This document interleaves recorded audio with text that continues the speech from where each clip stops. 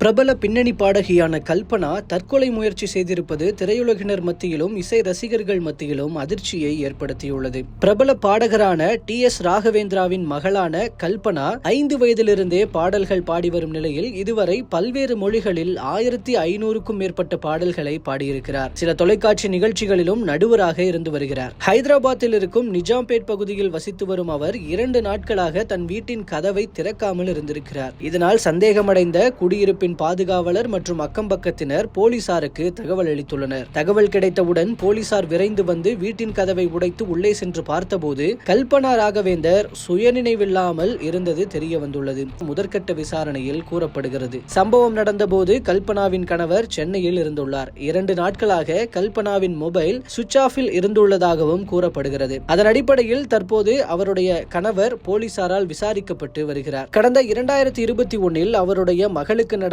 கசப்பான சம்பவம் தொடர்பாக தன்னுடைய உறவினர்கள் மற்றும் சர்ச் பாஸ்டர் மீது புகார் அளித்திருந்தார் கல்பனா. அதுபோக குடும்பத்தில் சில பிரச்சனைகள் இருந்ததாகவும் கூறப்படும் நிலையில் கல்பனா ராகவேந்தர் தற்போது எதற்காக தற்கொலைக்கு முயற்சி செய்தார் என்பதற்கான சரியான காரணம் இன்னும் தெளிவாக தெரியவில்லை. அது தொடர்பான கேள்விகளே சினிமா வட்டாரத்திலும் ரசிகர்கள் மத்தியிலும் தற்போது உலா வருகிறது.